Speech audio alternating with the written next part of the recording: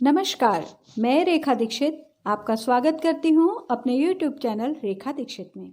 आइए सुनते हैं अध्याय 11 विराट रूप। भगवान कृष्ण अर्जुन को दिव्य दृष्टि प्रदान करते हैं और विश्व रूप में अपना अद्भुत असीम रूप प्रकट करते हैं। इस प्रकार वे अपनी दिव्यता स्थापित करते हैं। कृष्ण बतलाते हैं कि उनका सर्व आकर्षक मानव रूप ही ईश्वर का आदि रूप है। मनुष्य शुद्ध भक्ति के द्वारा ही इस रूप का दर्शन कर सकता है। अर्जुन ने कहा, आपने जिन अत्यंत गुह्य आध्यात्मिक विषयों का मुझे उपदेश दिया है, उसे सुनकर अब मेरा मोह दूर हो गया है।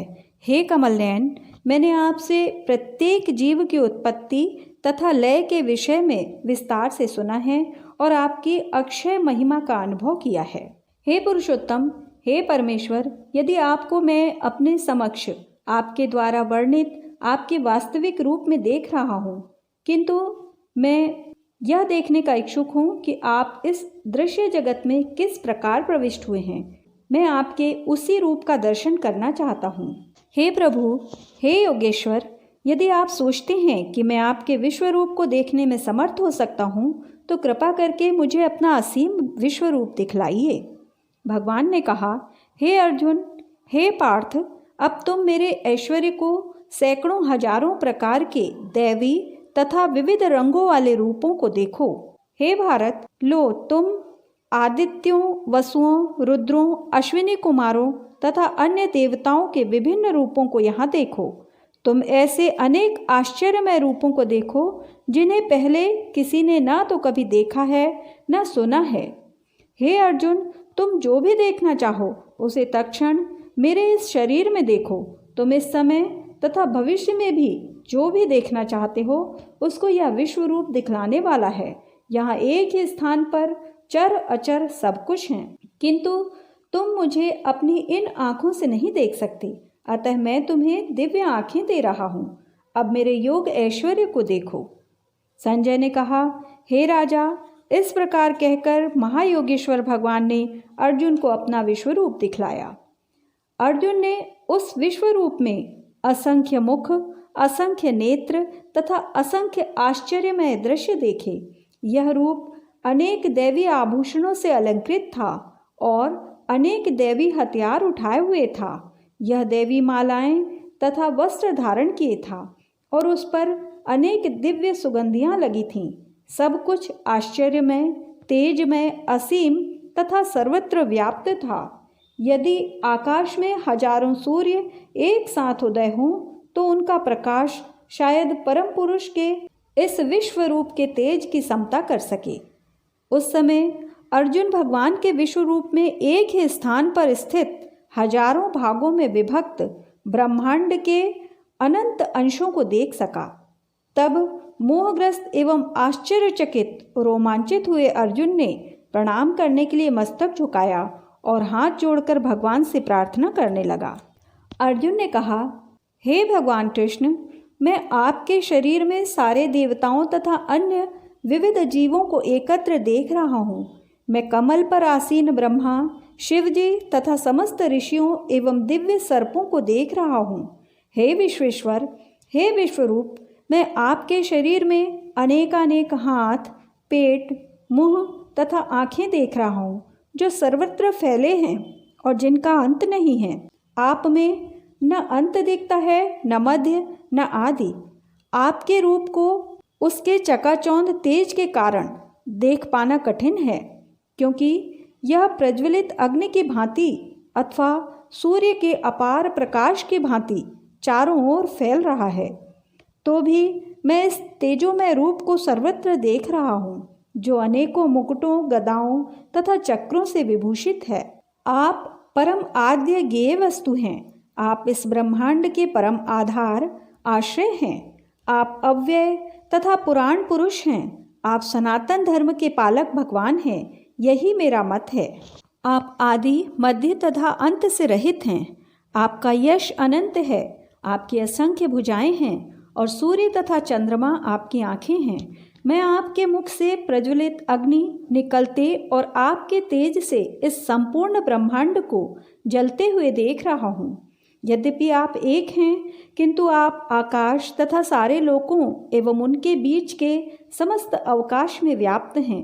हे महापुरुष, आपके इस अद्भुत तथा भयानक रूप को देखकर सारे लोक भयभीत हैं। देवों का सारा समूह आपके शरण ले रहा है और आप में प्रवेश कर रहा है। उनमें से कुछ अत्यंत भयभीत होकर हाथ जोड़े आपसे प्रार्थना कर रहे हैं। महर्षियों तथा सिद्धों के समूह कल्याण हो कहकर वैदिक स्तोत्रों का पाठ करते हुए आपकी स्तुति कर रहे हैं।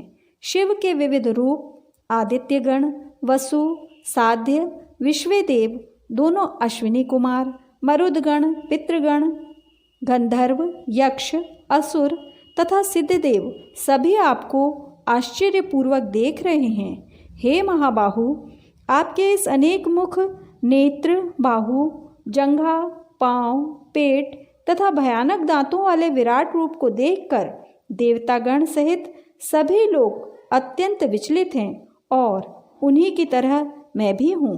हे सर्वव्यापी विष्णु, नाना ज्योतिर्मय रंगों से युक्त आपको आकाश का स्पर्श करते, मुख फैलाए तथा बड़ी बड़ी चमकती आंखें निकाले देखकर भय से मेरा मन विचलित है। मैं न तो धैर्य धारण कर पा रहा हूँ, न मानसिक संतुलन ही पा रहा हूँ। हे देवेश, हे जगन्निवास, आप मुझ पर प्रसन्न हो। मैं इस प्रकार से आपके प्रलयाग्नि स्वरूप मुखों को तथा विकराल दांतों को देखकर अपना संतुलन नहीं रख पा रहा हूँ। मैं सब ओर से मोहग्रस्त हो रहा हूँ। धृतराष्ट्र के सारे पुत्र अपने समस्त सहायक राजाओं सहित तथा भीष्म, द्रोण, कर्ण एवं हमारे प्रमुख योद्धा भी आपके विकराल मुख में प्रवेश कर रहे हैं। उनमें से कुछ के शिरों को तो मैं आपके दांतों के बीच चूर्णित होता देख रहा हूँ।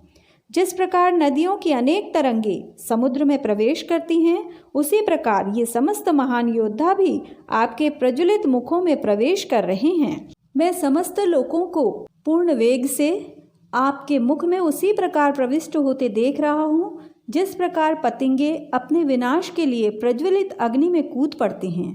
हे विष्णु, मैं देखता हूँ कि आप अपने प्रज्वलित मुखों से सभी दिशाओं के लोगों को निगले जा रहे हैं। आप सारे ब्रह्मांड को अपने तेज से आपूरित करके अपनी विकराल झुलसाती किरणों सहित प्रकट हो रहे हैं। हे देवेश, कृपा करके मुझे बतलाइए कि इतने उग्र रूप में आप कौन हैं। मैं आपको नमस्कार करता हूँ। कृपा करके मुझ पर प्रसन्न हो। आप आदि भगवान हैं। मैं आपको जानना चाहता हूँ, क्योंकि मैं नहीं जान पा रहा हूँ कि आपका प्रयोजन क्या है। भगवान ने कहा, समस्त जगतों को विनष्ट करने वाला मैं हूँ और मैं यहाँ समस्त लोगों का विनाश करने के लिए आया हूँ। तुम्हारे पांडवों के सिवा दोनों पक्षों के सारे योद्धा मारे जाएंगे। अतः उठो, लड़ने के लिए तैयार हो और यश अर्जित करो। अपने शत्रुओं को जीतकर संपन्न राज्य का भोग करो। ये सब मेरे द्वारा पहले ही मारे जा चुके हैं। और हे सव्यसाची, तुम तो युद्ध में केवल निमित्त मात्र हो सकते हो। द्रोण, भीष्म, जयद्रथ, कर्ण तथा अन्य महान योद्धा पहले ही मेरे द्वारा मारे जा चुके हैं। अतः तुम उनका वध करो और तनिक भी विचलित ना हो। तुम केवल युद्ध करो। युद्ध में तुम अपने शत्रुओं को परास्त करोगे। संजय ने धृतराष्ट्र से कहा, हे राजा, भगवान के मुख से इन वचनों को सुनकर कांपते हुए अर्जुन ने हाथ जोड़कर उन्हें बारंबार नमस्कार किया। फिर उसने भयभीत होकर अवरुद्ध स्वर में कृष्ण से इस प्रकार कहा। अर्जुन ने कहा, हे ऋषिकेश, आपके नाम के श्रवण से संसार हर्षित होता है और सभी लोग आपके प्रति अनुरक्त होते हैं। यद्यपि सिद्ध पुरुष आपको नमस्कार करते हैं, किंतु असुरगण भयभीत हैं और इधर उधर भाग रहे हैं। यह ठीक ही हुआ है। हे महात्मा, आप ब्रह्म से भी बढ़कर हैं। आप आदि सृष्टा हैं, तो फिर वे आपको सादर नमस्कार क्यों न करें। हे अनंत, हे देवेश, हे जगन्निवास, आप परम स्रोत, अक्षर, कारणों के कारण तथा इस भौतिक जगत से परे हैं। आप आदिदेव, सनातन पुरुष तथा इस दृश्य जगत के परम आश्रय हैं। आप सब कुछ जानने वाले हैं और आप ही सब कुछ हैं जो जानने योग्य है। आप भौतिक गुणों से परे परम आश्रय हैं। हे अनंत रूप, यह संपूर्ण दृश्य जगत आपसे व्याप्त है। आप वायु हैं, आप परम नियंता भी हैं, आप अग्नि हैं, जल हैं तथा चंद्रमा हैं, आप आदि जीव ब्रह्मा हैं और आप प्रपितामह हैं। अतः आपको 1000 बार नमस्कार है और पुनः पुनः नमस्कार है। आपको आगे पीछे तथा चारों ओर से नमस्कार है। हे असीम शक्ति, आप अनंत पराक्रम के स्वामी हैं, आप सर्वव्यापी हैं, अतः आप सब कुछ हैं। आपको अपना मित्र मानते हुए मैंने हठपूर्वक आपको हे कृष्ण, हे यादव, हे सखा जैसे संबोधनों से पुकारा है, क्योंकि मैं आपकी महिमा को नहीं जानता था।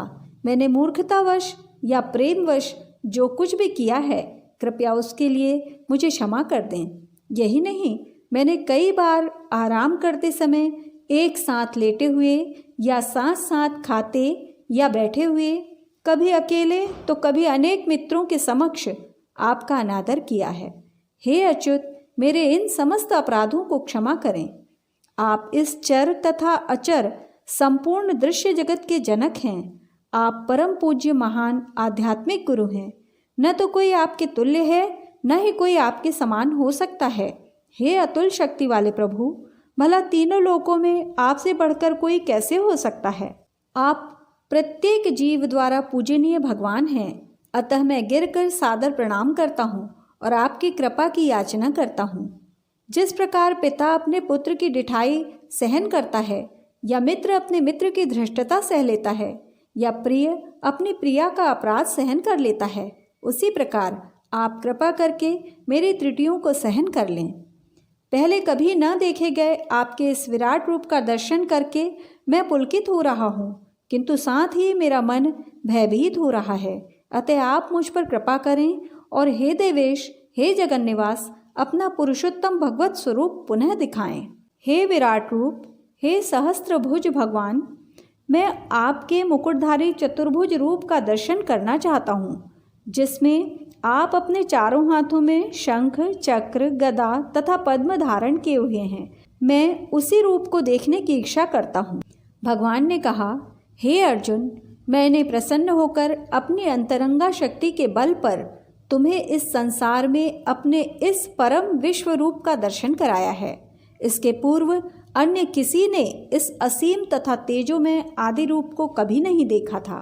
हे कुरुश्रेष्ठ, तुमसे पूर्व मेरे इस विश्व रूप को किसी ने नहीं देखा, क्योंकि मैं न तो वेदाध्ययन के द्वारा, न यज्ञ, दान, पुण्य या कठिन तपस्या के द्वारा इस रूप में इस संसार में देखा जा सकता हूँ। तुम मेरे इस भयानक रूप को देखकर अत्यंत विचलित और मोहित हो गए हो।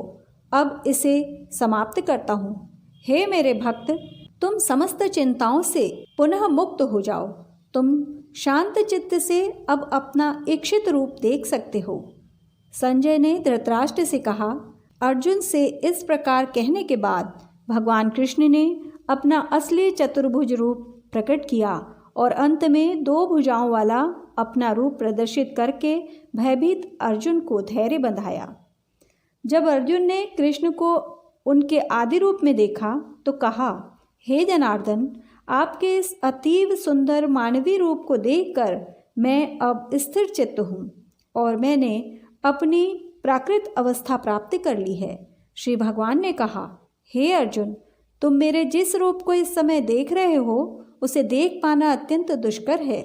यहाँ तक कि देवता भी इस अत्यंत प्रिय रूप को देखने की ताक में रहते हैं। तुम अपने दिव्य नेत्रों से जिस रूप का दर्शन कर रहे हो उसे न तो वेदाध्ययन से, न कठिन तपस्या से, न दान से, न पूजा से ही जाना जा सकता है। कोई इन साधनों के द्वारा मुझे मेरे रूप में नहीं देख सकता।